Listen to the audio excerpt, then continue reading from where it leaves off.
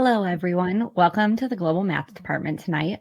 We are going to have an awesome talk. This is part 2, but I'm pretty sure it's fine if you didn't listen to part 1. If you afterwards want to go back and listen to part 1, it is linked through the previous webinar, so you can watch it. It was recorded just like tonight's.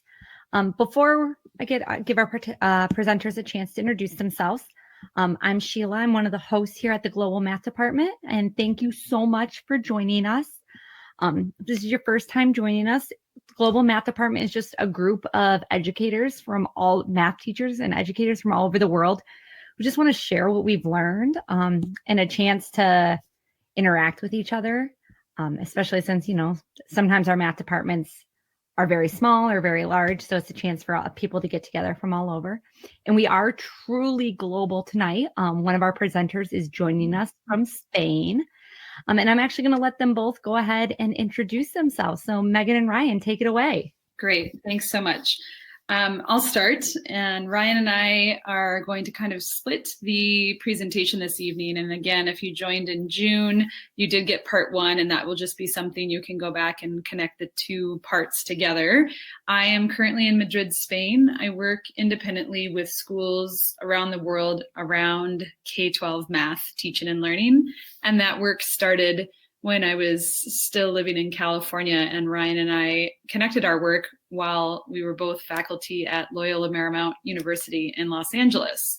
And I think one of the things that truly connects the work we do is I tend to have a focus of pre-K to grade 8, both in my expertise and background in teaching, but also in the work that I've been able to focus deeply around after I left the classroom, which has been about the past 7 years of my 20 years in education. So that's a little bit about me. Ryan, you want to jump in? Yeah, absolutely. My name is Ryan Grady. I'm currently the head of secondary school at Pilgrim School in Los Angeles. And as Megan said, we've worked together for many years on mathematics. So I've also been a math teacher for my whole career, so going on 15 years now.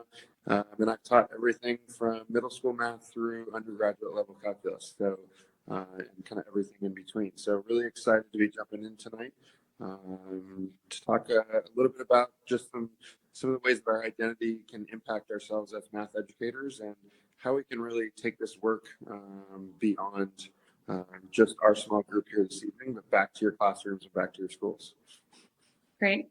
Thanks, Ryan. So I'm going to start with what will be kind of a speed and brief overview of part 1. So just kind of moving through the slides, and again, with purpose only to bring people in that weren't in the webinar in June, and then just to give a highlight and connect it back. So as Ryan said, it's really thinking about how our own beliefs impact our identity as math educators. And often when he and I do work with teams at schools, with groups of teachers, workshops, whatever it might be, we start with the identity piece. So as we did in June, we kind of went through what we're thinking about when we teach. And sometimes we refer to it as teaching and learning teams because we recognize that your role may be one that is a curriculum lead.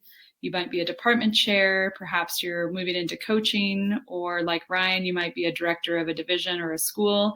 And that's really the goal of the 2 sessions that we're hosting, is how do we do this work together? So as you think about the teaching and learning teams you're a part of, consider these questions. And these are questions we just want you to hold on to while we're talking together the next hour. So who are we? Why are we doing this? And why are we doing this in this way? So specific to math education. And that's where we started in June. And we talked about our belief systems. Something that we like to use when we're working with groups is the triple track agenda. And it's a nice frame. And we talked a lot about this in June, but a frame just to keep in mind where you are. There's the personal track, the classroom track, and the group track. So you might be thinking about where each of these sort of meets who you are currently in your role. And that's just a nice space anytime you're working with groups as a teacher, again, as a lead, whatever it might be, helping everyone sort of put themselves in the space of the learning. And that's from the June presentation as well. And then 2 handouts that we're going to release, and you might be familiar with these. These come out of the principles to actions work from NCTM. So it begins with sort of the guiding principles for school mathematics. And we'll just share both of those in the downloads. You'll see actually 3 pieces. And you're welcome to browse those. That was where our focus was in June, just talking through all the components that bring sort of K-12 mathematics together. And that included the 8 teaching practices, which you might be familiar with. And again, this is just an overview.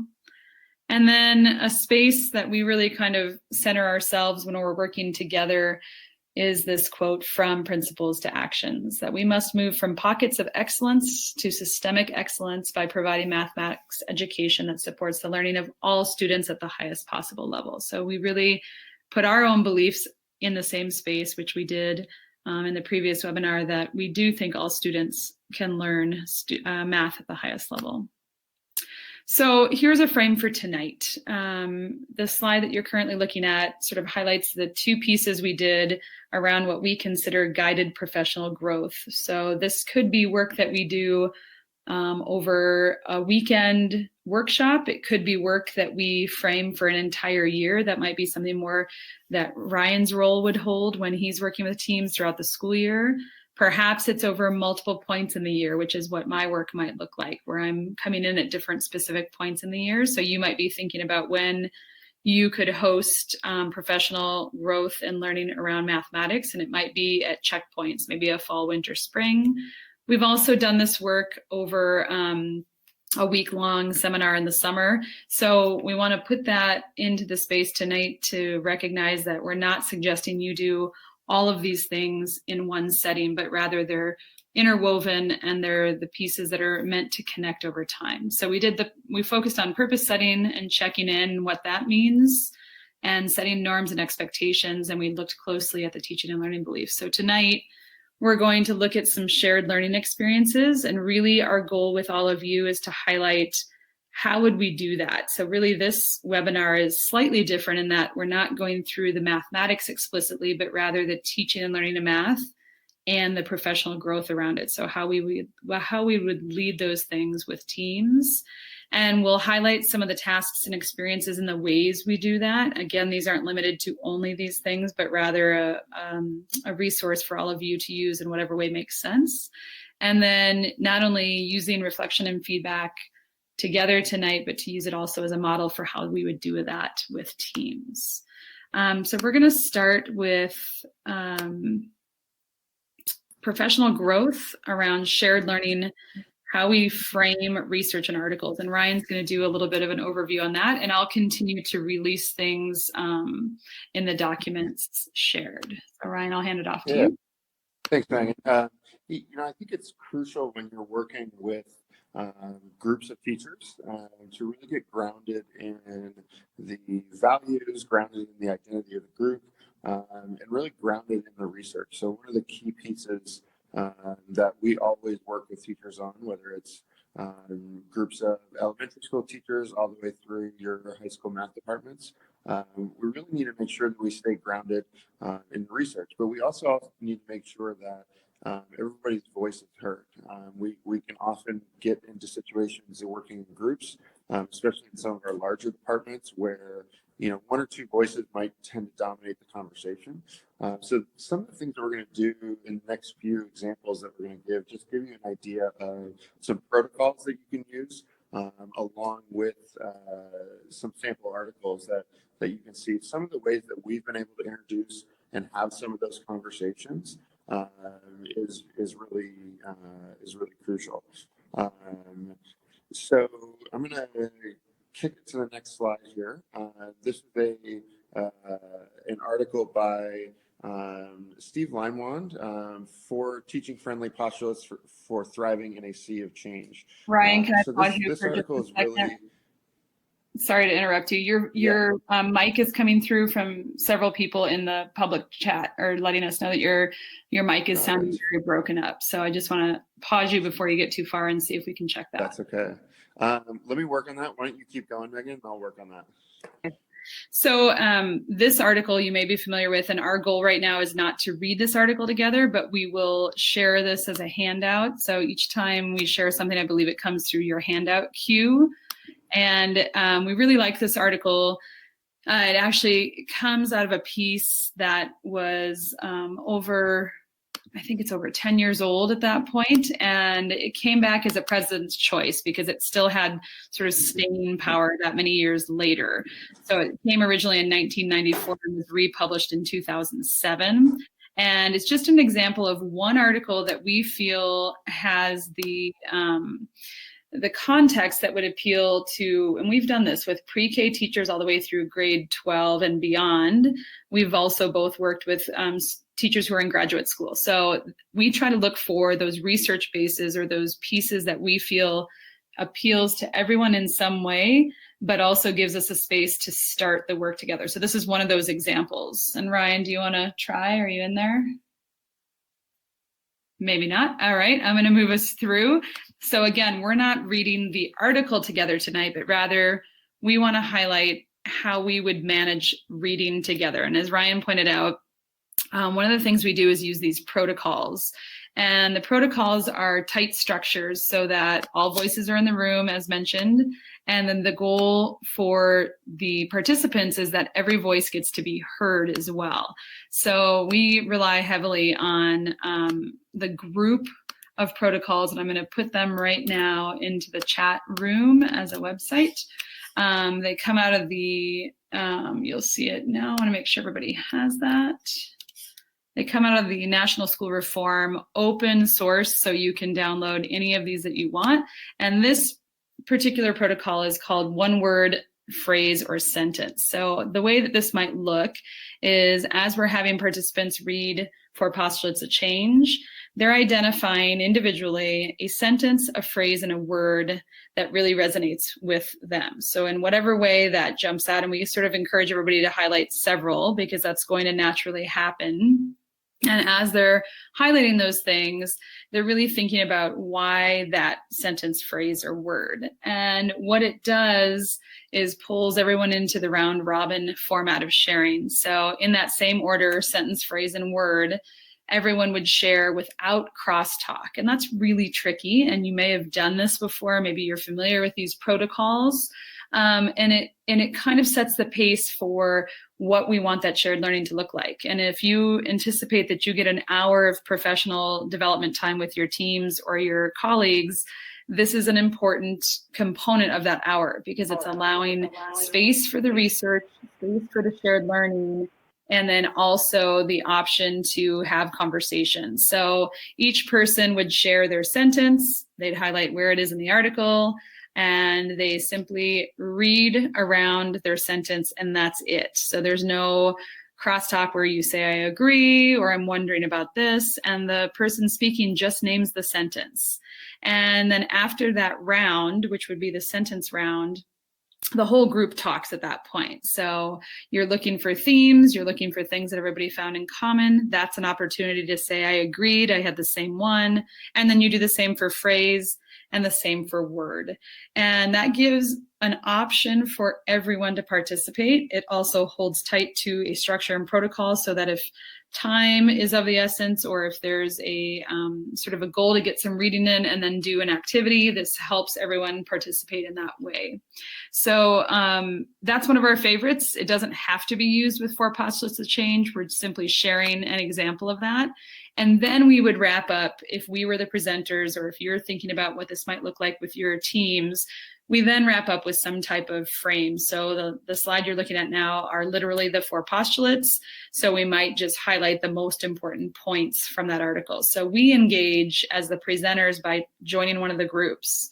And then we do whole group engagement by doing some type of wrap up or reflection. So that's what you see there. Ryan, is it working for you? I'm hoping so. Can everybody hear me? Yeah, that sounds good. So I'm going to throw it back to you on the mathematics of hope. Got it. Yeah, so we really like using these protocols, again, as Megan said, to get all the voices into the room and really to surface some of the common themes that the group is addressing. So the 4 postulates of change is a fantastic article to get started about just what professional growth looks like within your team, whether that's grade level team, department, school-wide, et cetera. So this next article comes out of UCubed, which is Joe Bowler's group at Stanford. And if you're not familiar with them, I highly recommend taking a look at UCubed. They have a ton of great resources across the grade level spectrum in mathematics. This is an article that we really like to touch on a lot when we work with groups early on, because this is another one of these articles that surfaces a lot of the values that are in the room, and you can start having some of those critical conversations. Where I think a lot of negative conflict can arise in groups is when some of those values are misaligned and they're kind of just pushed under the rug and they're not really addressed. These types of conversations can help surface some of those. So we use a different protocol for the mathematics of hope, similar to the one word, one phrase, one sentence. Here's the first turn, last turn. So in this instance, we have everybody reading the article, taking time to highlight kind of 3 or 4 items that had particular meaning. So it really could stand out for various reasons. We try to leave that as open as possible, what really stands out to people. And then they share one highlighted item in kind of a round-robin fashion, but again, not commenting on it. So you'll notice that in these protocols and in the protocols that Megan shared in the link, it's really important to stick to no crosstalk and to allow for, again, every person to have a chance to share their response so that everybody's values in the group can be heard. So again, for first turn, last turn, they would go in a round-robin format, commenting on that one shared statement. So everybody gets a chance in this case to at least comment on what somebody else shared, and then they go around until everyone has actually shared that. And then typically what we like to do is open up the protocol. So it's good to stick to that protocol to at least get everybody's voices heard, and then allowing that to open up. So again, those are just some examples of what we have used for some of these protocols. Again, this comes from the National School Reform Faculty, that website that Megan shared, and there are dozens and dozens of different protocols. So I highly recommend taking a look and just seeing what works for your group. If you're thinking about ways to get this started as well, just framing it with your group that may not be used to this type of experience, framing it is key. So just trying out the protocol and just being open that we're going to try something new. We want to make sure everybody's voices in the room get heard, and just being really upfront with people about that. So I'll pause for 1 second. Oh yeah, I'm going to pause us there. Yeah. You see the question I just threw into the chat. Yeah. So what is making sense to you about using protocols? What questions might you have still? Any questions or comments up to this point from the audience? Yeah, we have a couple of minutes here, so this is a perfect space to jump in on anything that you're wondering about.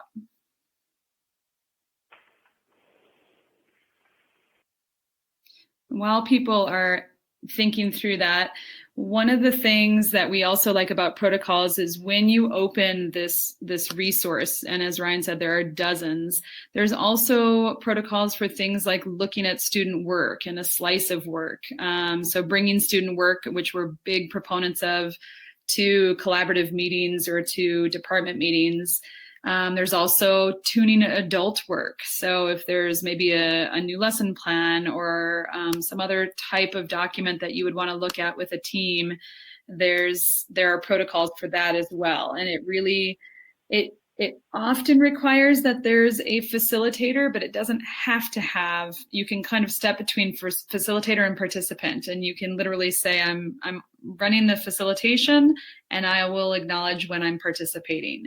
If you have enough people and you have somebody present who can be the facilitator, then they can really stick right to that protocol and physically have it in your hand and just having a copy for everybody. And it, like Ryan said, sometimes it's a little uncomfortable at first, but once people understand that that's how the professional learning is going to look together, to honor time and to honor voice and space, it works quite well. And in terms of that question, what is the most challenging thing about instituting a protocol? I would say it's that facilitation. So you really, whoever is going to be facilitating it, would really want to know the protocol well, be able to set it up, and then be able to redirect people in a in a collaborative way. So if people do get off protocol, which they will, especially the first few times that they try it out. Having the protocol posted on like a poster, like a big giant Post-it on the wall, so that you could point to the different steps to use as kind of a third point is really helpful. Megan, what are some other challenging things that you have found in using protocols? Yeah, I think it's exactly that piece, that there will be people in the room who might even roll their eyes. That's definitely happened, and think, I can handle myself in discussion, or I'm a professional. And I think once you get through that first step, that being sort of the more difficult piece, I think people really appreciate in hindsight, and part of every protocol has a reflection or a closure, and it usually is looking back and saying, so how did that go? How did it work for everybody? And I think in hindsight, I have yet to have an experience where most people don't look back and say that helped. And, there's a space where I'm a talker, so I appreciate that. One of the things that's recognized is that the stronger voices in the room tend to be the dominant ones, and I'm 100% guilty of that. So I usually start with examples like that to kind of soften the mood if there's a tension around why we need a structure to sort of, control the talk. And that's what some people might feel that it's doing. But otherwise, I've only had success with them. And I have actually really enjoyed not only the ones that we use for the shared learning when we're reading and we're looking at research, but there's text rendering as well when you have a really large body to look through. So things like jigsawing, which I know we're familiar with, but it just gives you that one-page structure to get through larger documents together. And then one of my favorite protocols, or the favorite protocols that I like to use, are the ones for the student work. So really looking at student work. So that the website is up there. I believe they're still organized by original protocol I'm looking at. And that's tricky because they're named things. So things like Chalk Talk and Check-In and Collaborative Ghost Walk. And they also have, at least they used to have it in a categorical way. So you could looking at student work, or you could look at, I'm looking now, you could look at, tuning work or group work and things like that. So there's definitely different ways to search within. I'm looking, yep. All right, so Ryan, I think we're good to go, and you're going to jump into tasks here. Yeah, so, part of the importance in working with a group is getting that grounding in values, getting the grounding in a kind of shared language around the research that you're looking at. So you can have something to point back to in conversation. So if you're making decisions about the types of assessments that you're rolling out, or if you're looking at student work, or if you're adopting a new textbook series, you can have something to point back to say, this does align with our conversations around some of the research we've read, or it doesn't. So it provides you that kind of third point to look back at.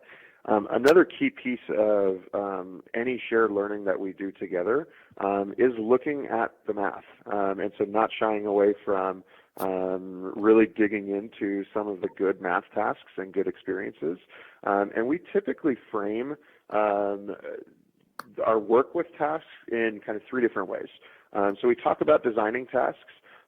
So there's ways to you take the standard, you take the learning target, and you design a task that really promotes the reasoning, promotes the problem solving from the ground up.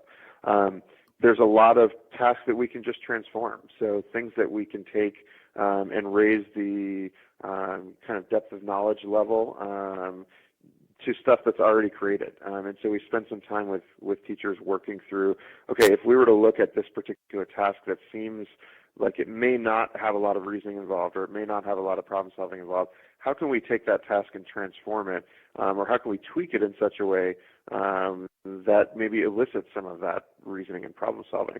And then, of course, as I think most people watching this webinar through Global Math Department, I would guess that most of you are well aware of there's a tremendous amount of resources online in terms of finding good tasks that are out there. So we kind of look through these three lenses as ways of framing for teachers how they might want to approach tasks. And we recommend doing that in your groups. So, taking a particular task that you might pull from, one of your textbooks and actually working as a group. Okay, how can we, raise the level of problem solving here? How can we give kids ways to dive into this problem that allows them to be really working through the math and not just recreating procedures, recreating routines, but really engaging in critical thinking. But again, doing these things together and making it part of your routine. So whether it's part of your department routine that, at the first 10 minutes of every, department meeting or grade level team meeting, somebody's going to share a task that they found, or we're going to take a look at a problem or a task that is already identified and see how we might be able to transform that into something more rich in problem solving and rich in mathematical reasoning. So again, we like to use this frame, and I'll just point out as a reminder of what Megan started with, saying this is certainly not all happening in one day. When we work with groups of teachers, we're working typically over the course of a year or more. So you might think about ways to design this as you're working with your groups, or to bring back to your groups for ideas of just some of those, similar to how we might have classroom routines. You could have some of these kind of standing meeting routines that might look through some of these things. I think Megan's now going to look into some of the examples that we've shared. Yeah, thanks, Ryan. So in the next window, we're going to actually, what we would do with participants is actually have mixed table groups. And I want to keep highlighting that too. We actually make sure that we're bringing the whole math team into the same room. And anytime that we can do that, we do. We understand that sometimes it has to be divisional. So we would have participants start by sorting on index cards or Post-it notes, whatever it might be, thinking of tasks that did not go well in your class. So we're going to ask you guys to jump in on that. So what made a task unsuccessful? So if you're already teaching, if school has started for you, maybe something is already in your brain, or if you're just thinking about that one thing that really stuck in your practice somewhere, or something that you've tried over time. Let's just see if we can get a few ideas in the chat window. What made tasks unsuccessful?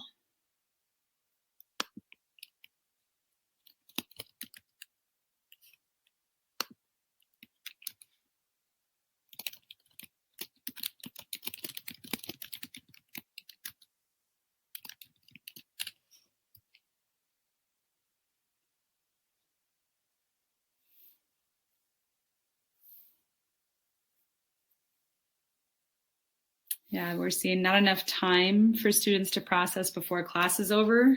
We hear that especially in middle and high school classes. Other ideas?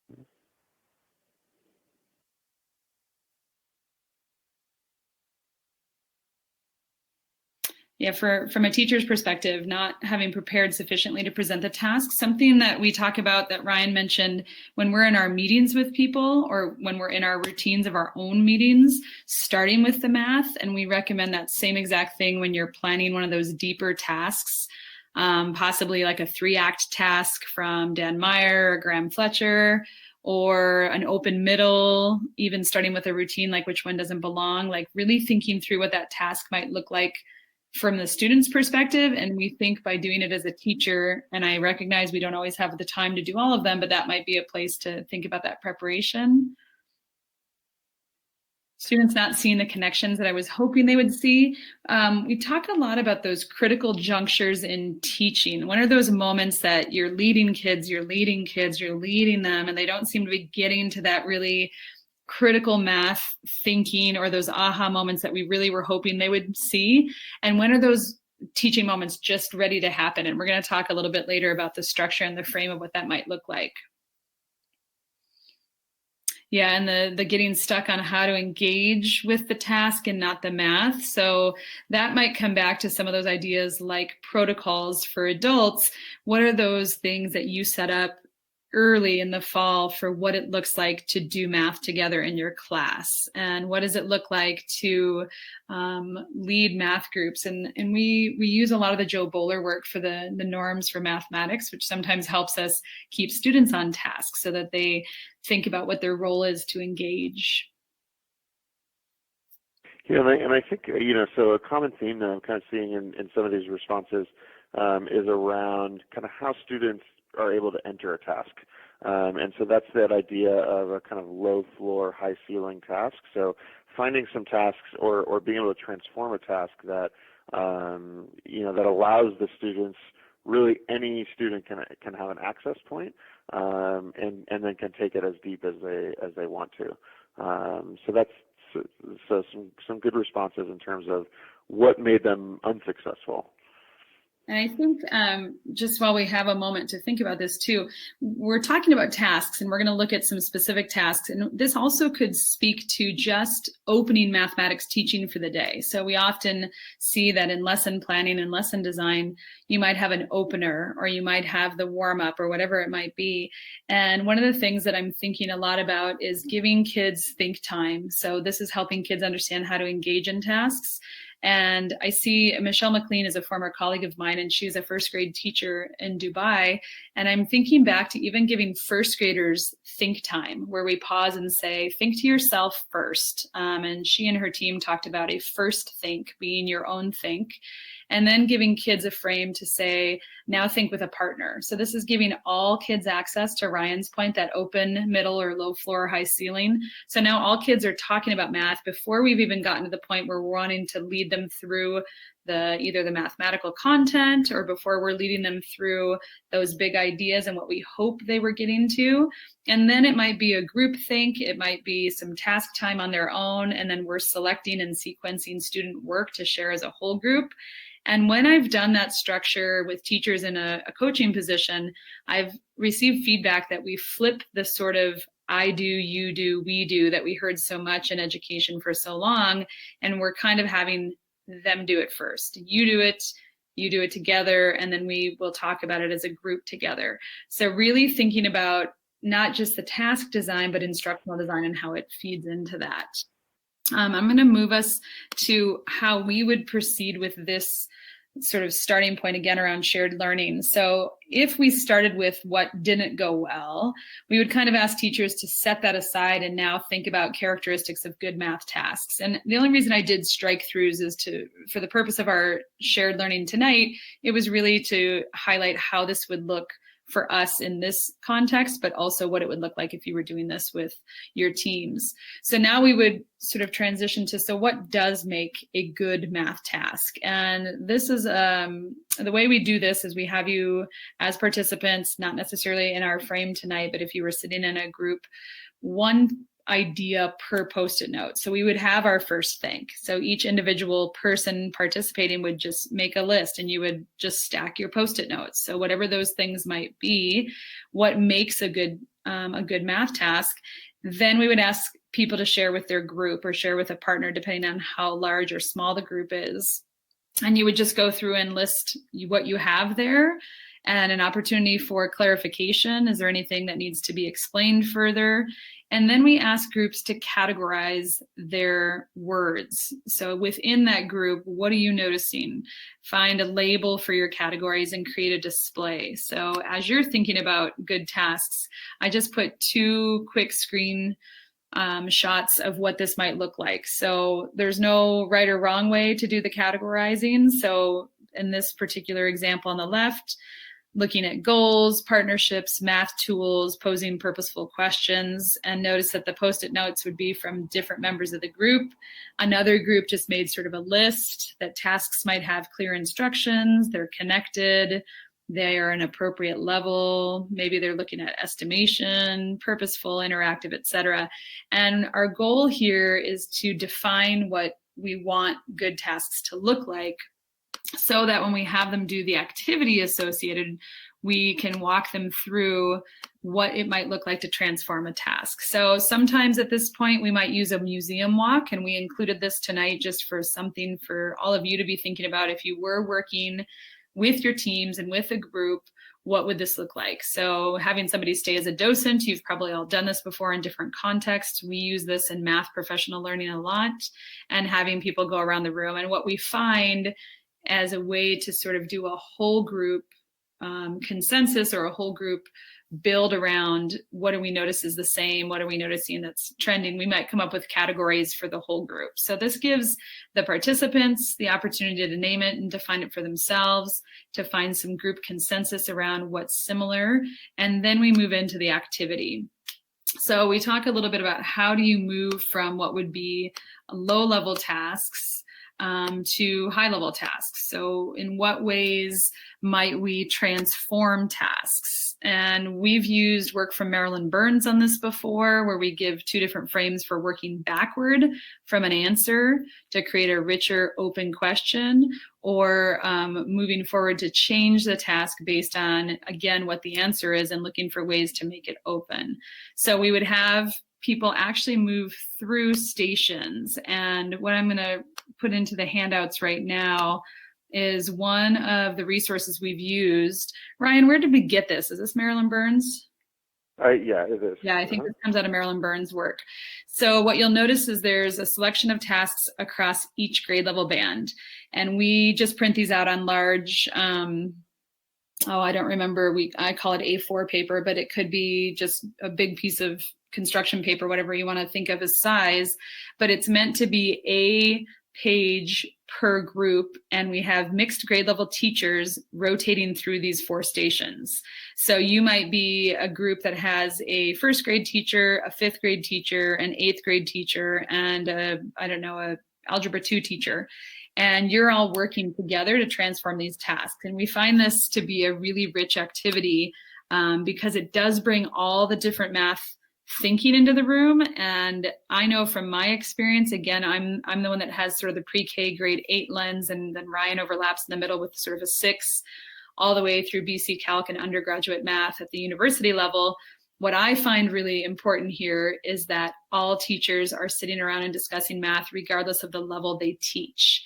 And while that might seem intimidating, particularly if you're here tonight and you're a primary teacher, we find that it actually really opens the discussion. So the tables, or the teams, would rotate through these tables and on their page write down and sort of sketch through what a transition of these, or a transformation of these tasks might be.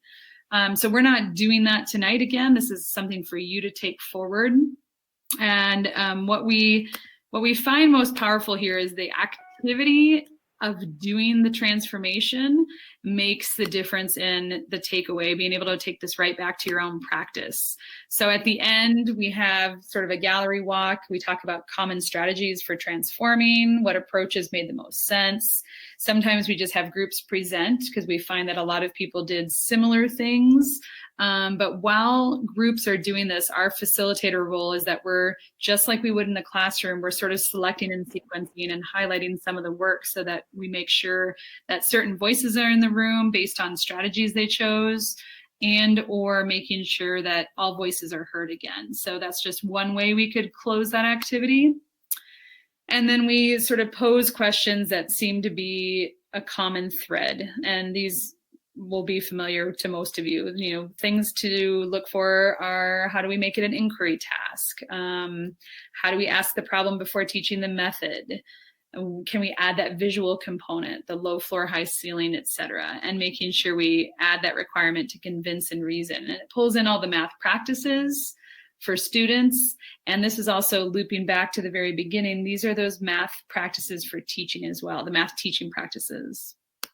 And we connect these activities again, or often close these activities again, to the research. And these are just 3 different pieces of research that we like to highlight.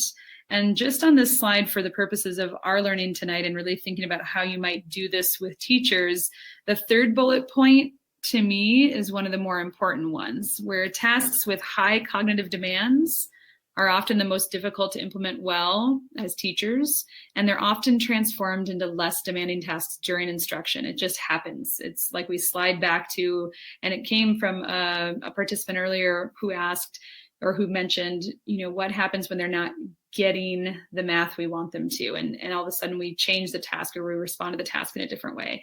And I'm just going to pause here because I see a couple of questions. How you guide the teachers on how to think about transforming tasks. Yes. So we do give some examples of if we go back to some of those oops, I'm going in the wrong direction. If we go back to some of those tasks that we've used here, we'll go through some examples ahead of time, even some simple examples like, if I have, what's the value of a dime, a quarter, and a nickel, right? And how much money do I have? Or thinking about, I have 50 cents in my pockets. What are the different combinations of coins that I might have, right? And so it gets students to, that one tweak to the question could get students to be really critically thinking, to be doing the procedure or doing the kind of skill that you're hoping that they practice a lot. So just giving some examples like that. So another example might be for a middle school task. It might be instead of, just what is the volume and surface area of that box, it might be, okay, here's a volume. What are the possible dimensions of a box with this volume? So just little tweaks that we can make to some of these tasks that we do model ahead of time. And again, I think it's important that you set some of these things up early in the year so that if as a team you decide that this is going to be something you want to focus on, you have some of these strategies and you can continue to build them. I think that that's really crucial, that those things are set up ahead of time, and that you really work through them as a team, and that teams are really frequently looking at the tasks. So not only are we looking at student work together, that we're also looking at the types of questions that we're asking and the types of tasks that we're asking of students in the class as well. Yeah, and I want to reiterate, Megan? because Ryan said earlier, doing the math is a big component of the workshops that we do with teachers and of the professional learning when we're leading department meetings. Bringing math to the table is really important, and it often can be the first thing that's left when it feels like there's a time crunch. If you only have, a Tuesday after school meeting, or you have the department meeting for 45 minutes or whatever it might be. So really giving people opportunities to continue to do math together has been powerful. And that last slide was just resources that, again, we feel like most of you are familiar with, but they're linked there. Some of our favorite go-tos for problems like that. And I'm going to throw it back over to Ryan for the next section. Yeah, so, we've kind of looked at some of the research, ways that we promote research, so through some of the protocols, looking at kind of how we approach tasks together as a team, and then really kind of thinking about some of the summary of our shared learning. So really when we work with teachers together, kind of tying everything together into some of the setting some goals together. And these next 3 to 5, as we go into the next slide, will, don't necessarily have to be the same for whatever work you're doing with teachers. They might be different for different groups, but tying things together, and this is especially true for people that are very task oriented, that like lists, that like being able to check things off, if you will. Also really helpful for new teachers in giving them frames. So through all of this, we're looking at opening class with a numeracy experience. So whether that's a number talk or a visual pattern or an open middle problem, really getting the discourse to be the norm. Really focusing on the mini lesson, so trying to limit the amount of teacher talking going on in class, moving from kind of those larger practice sets into fewer higher level problems. So again, this is just kind of tying stuff together that we've really found has been crucial in our work, and that would be for your work with teachers as well. So again, including something visual every day as much as you possibly can, and then reflection and goal setting. So you'll notice that throughout the work that we're doing with teachers, we're always trying to model whatever we're doing with teachers, we would want to be able to be doing with students as well. So we're trying to give them the strategies for reflection and goal setting, and some of those frames that you can use with students right away in the classroom. So that is ultimately the goal. But again, summarizing some of that shared learning, and then noting what we might be doing ahead. So some future topics that we haven't really dove into tonight, that we usually follow up with schools. Looking at the assessments. So now that we've talked about what's happening inside the classroom, we've talked about some of the research backing, what are tasks looking like. Okay, now how are we actually assessing whether students have learned what we've intended for them to learn, and looking at ways that we can capture some of that learning and give feedback on that learning throughout. So if we reflect back on, for a minute, yeah, go ahead, Megan. Karen.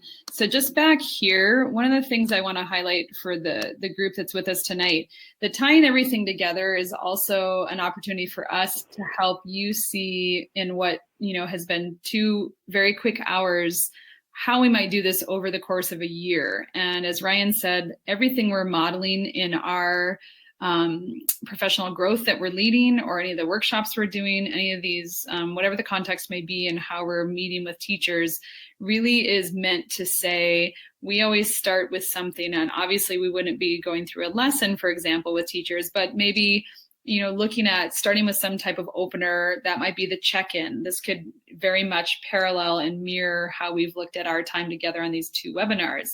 So what's our check-in? What's our norm setting? Maybe we start with some do the math or some type of opening to get people into the room. And what might be an interactive mini lesson for students, maybe in professional learning, that's an opportunity for us to do the shared learning. So when we talked about the 2 articles tonight, that's an opportunity to have teachers participating in some type of interactive space. And it's the same thing. We see ourselves in, when we do guided professional growth, we're not doing all the talking. That's why we love those protocols, is it really helps bring everybody into the room. And then we look at the active practice or independent practice. That might be when we're doing this with adult learners, or we're doing this with teams of teachers, whatever the context is, again, that's the opportunity to do something. So tonight's example was having teachers transform tasks or get into sort of the mathematics of it, whatever it might be. So we're modeling that as well. The visual kind of loops in because we talk a lot about in our work together when we're working with teachers, getting teacher voices up, getting examples going, capturing student thinking would be the same as capturing teacher thinking. So how do we keep that sort of active and make sure that teachers see the time with us as connected to their work and then going directly back into their practice. And the reflecting and goal setting, we're going to do that here in a couple of minutes. But I wanted to highlight something that was highlighted in the June webinar. Ryan and I both come out of systems that are standards-based systems. So in the goal under number 5, you'll notice that we talk about how students are setting goals and they're thinking about their progress of learning every day. It might just be a quick check at the end. How did that go? A thumbs up, thumbs down. It could be that students have plans to what we call level up or move toward mastery. So they might be working on one specific standard. I've seen kids as little as 2nd grade have sort of standards maps that they're following along. I've seen kids as young as 1st grade or even kindergarten have little smiley faces about their sort of where they are for the day. So we do see that as an important part of the student component. And then we're going to talk briefly about what that would look like with adult learners or when we're doing this work together. But I want to pause, and I'm watching the clock. I want to be sure that we have time to close and reflect. But are there questions at this point about are tying everything together and or the transforming of tasks? We talked mostly about the tasks already, and we just want to give a quick pause before we do reflect as a group. Anything that anyone would like to ask, and then we can kind of respond to it. I'm looking at Francis's question right now. Yeah, I can respond to that. So the mixing of elementary, middle, and high school is, as Megan said, we find really purposeful and powerful.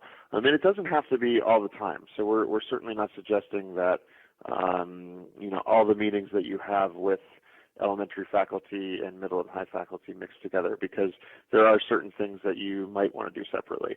But transforming tasks is a great example of ways to get them all working together, and without fail, every time that we get those teachers working together, the elementary brings a perspective that the secondary teachers might not have thought of, or are providing a way for foundation. So if you're learning about, if you're a middle school teacher learning about or teaching ratios and proportions in your class, and you're looking at a particular task, an elementary teacher might bring up something that is related to one of those foundational skills. So Right. one of the questions that we heard earlier on was about not quite seeing where the foundational skills were, or they were not confident about their students' foundational skills, and I think that's especially where the elementary folks can come in and really provide a solid foundation of, actually, we start teaching about that in this grade. So here's all of the different opportunities they've had to work up that.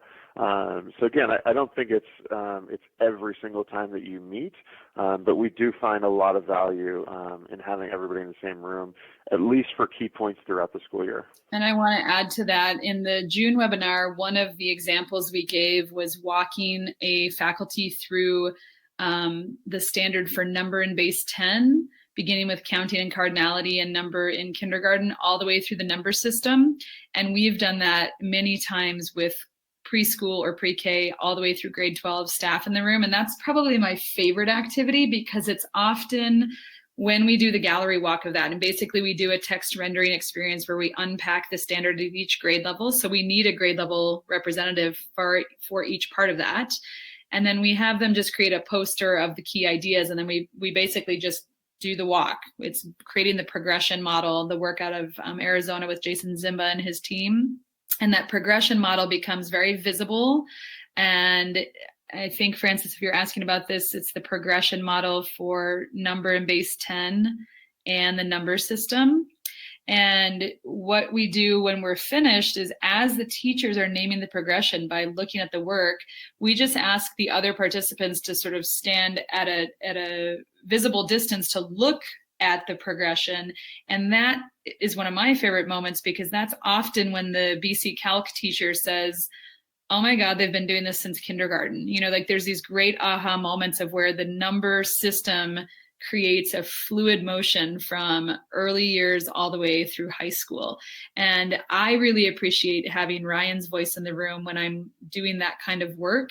And that might be something to think about as you're thinking about your frame for the year, is who's your partner? Because that's something that has been, for me, exceptional in working with Ryan, is that he's the voice that we overlap in the middle because we both have a middle school background, but he's the voice to help who might be maybe a higher level math teacher look around and wonder why they need to be in a room with kindergarten teachers. And I'm the voice to help the kindergarten teachers not feel intimidated by the BC calculus teachers. And we find that it does work well. So I think for us, it's been finding what we want to put in front of teachers so that it's the same model for students. Everyone's invited into the learning and everyone can participate and has a voice. So the standards are a great one, unpacking the standards. The math practices are a great one. And also from June, the teaching and learning beliefs are a great one. And then the tasks has been another favorite for us. And I agree with Ryan, we can't do it every time, but we look for those key times to do that.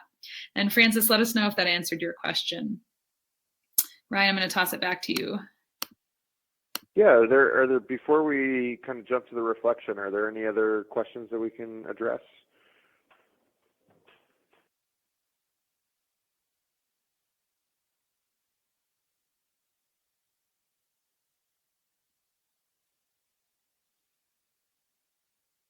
Okay. Thanks. All right.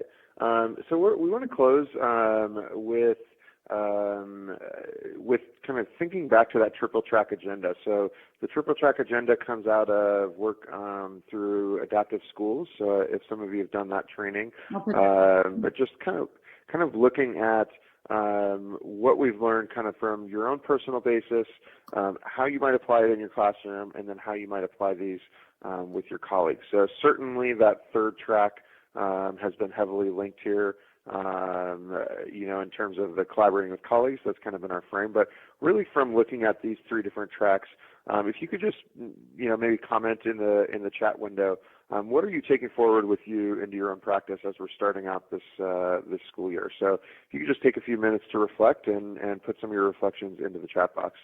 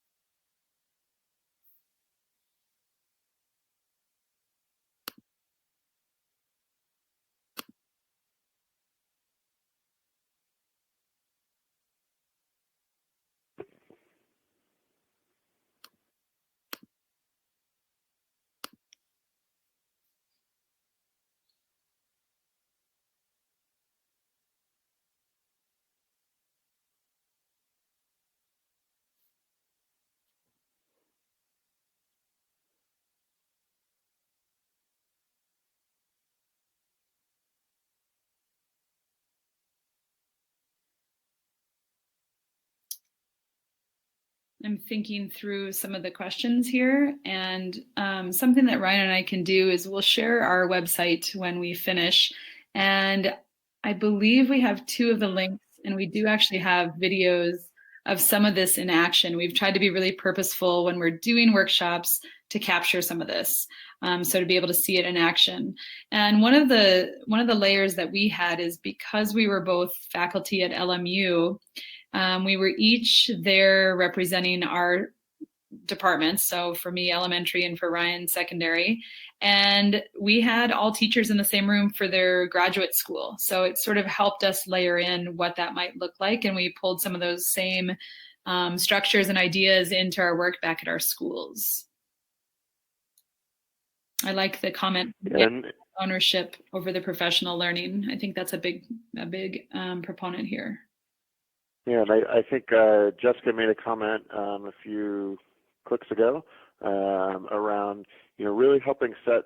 It's crucial to set norms for your groups to be able to find what is the purpose of your group.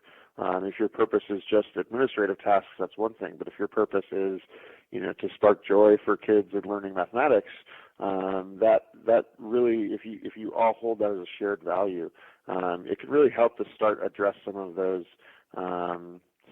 challenging groups that we work with, because I think we've all had experience with, there's challenging people, there's challenging dynamics, and having structure to a group, really having some values and some identity to point back to can be really crucial. And some of these protocols and other things can help. And frankly, just talking about mathematics can help, especially for your middle school and high school math teachers who, can be somewhat turned off by the kind of education jargon or education language that we use.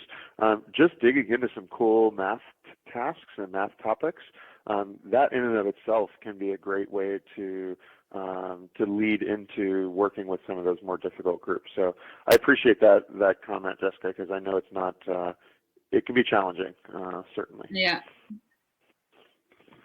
And I see we have a couple of minutes left. One of the things as we close with our last slide, we invite you all to reach out to us as you start this work together. If there's something that really stuck with you or that you're really thinking about and you want to look at more deeply, because again, we were giving the overview of what it might look like. We're happy to share. Much of our work, as we've said, has been built on other learning experiences that we've had.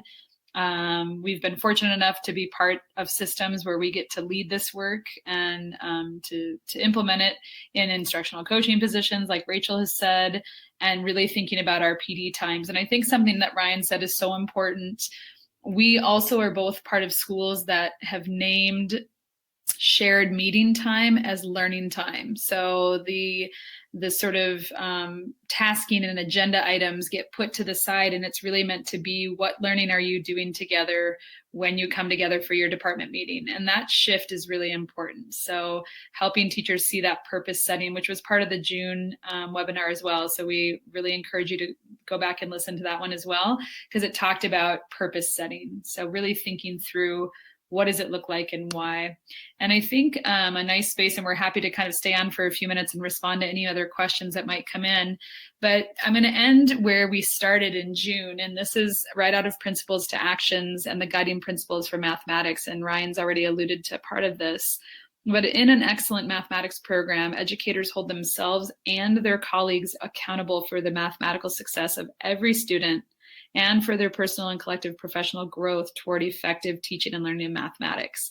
And that's a tricky space to live in, but it's saying that the accountability relies on all of us to not just hold ourselves accountable, but to see ourselves as part of teams. And whether that's part of a first grade team or part of a numeracy team or part of a department or a school, it's really setting that expectation that we're doing this for all students. And Ryan mentioned sort of the joy and excitement around teaching mathematics. And that's why we keep the words teaching and learning together, because we see it as both sides. So we're going to kind of end right on the hour there, but we welcome other questions here. I'm going to plug in our website and I'll put our emails in here. And last time, and Sheila, you can help us understand how this would look, but last time we shared the slides. I think everybody has access to the slides already as downloads. Yes, we added them in as a handout.